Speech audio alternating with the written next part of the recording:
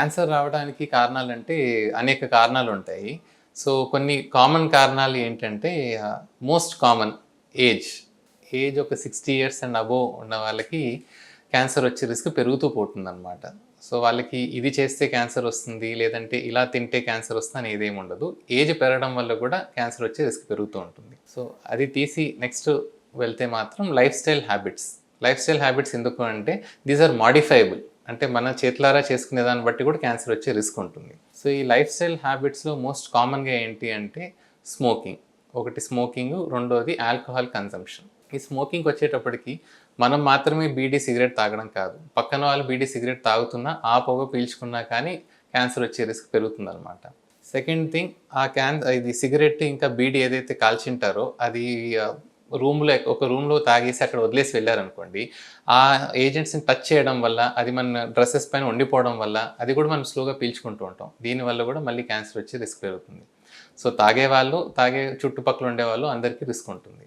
This is the most common modifiable risk factor అనమాట క్యాన్సర్‌కి.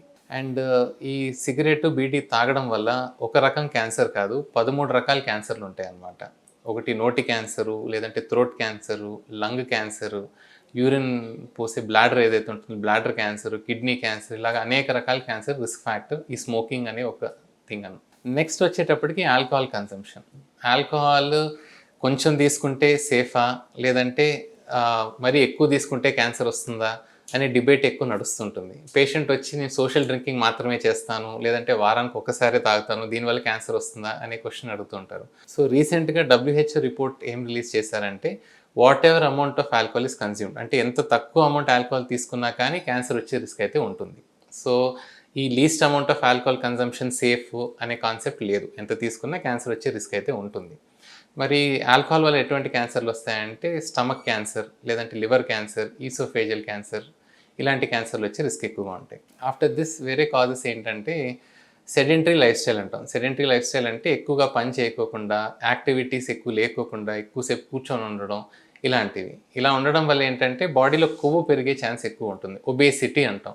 ఈ ఒబేసిటీ వల్ల సర్టెన్ హార్మోన్స్ రిలీజ్ అయ్యే ఛాన్సెస్ ఉంటాయి బాడీలో. ఫీమేల్స్కి చూస్తే ఈ ఒబేసిటీ వల్ల ఈస్ట్రోజన్ అనే హార్మోన్ పెరిగే ఛాన్సెస్ ఉంటాయి. ఈ ఈస్ట్రోజన్ హార్మోన్ పెరిగే కొద్దీ బ్రెస్ట్ క్యాన్సర్ వచ్చే రిస్క్ పెరుగుతూ ఉంటుంది.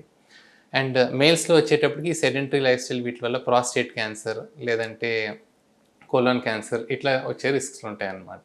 సో, అగైన్ యాక్టివిటీ తక్కువ ఉండడం, ఫిజికల్ యాక్టివిటీ లేకుండా ఎక్కువసేపు కూర్చొని ఉండడం, ఇవి షుడ్ బి అవాయిడెడ్. ఈ తర్వాత లైఫ్ స్టైల్ చేంజెస్ కాకుండా నెక్స్ట్ వచ్చేటప్పటికి ఏంటంటే వంశపారంపర్యంగా వచ్చే క్యాన్సర్లు.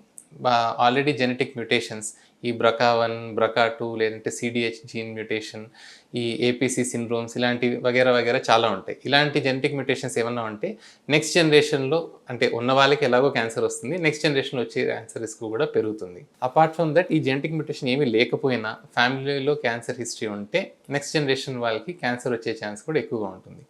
బట్ ఇది వంశపారంపర్యం వచ్చేదంటే నాన్ మాడిఫైయబుల్, వాళ్ళ చేతిలో ఉండదు. అది డాక్టర్ని కన్సల్ట్ అవ్వకుంటూ రిస్క్ ఏమాత్రం ఉంటుంది క్యాల్కులేట్ చేసుకొని, క్యాన్సర్ వచ్చే ముందే ఏమైనా సర్జరీలు కానీ మందులు ఏమైనా వాడుకోవాల్సి ఉంటుందా, ఇలాంటి డిస్కషన్ చేసుకుంటూ ఉండాలి.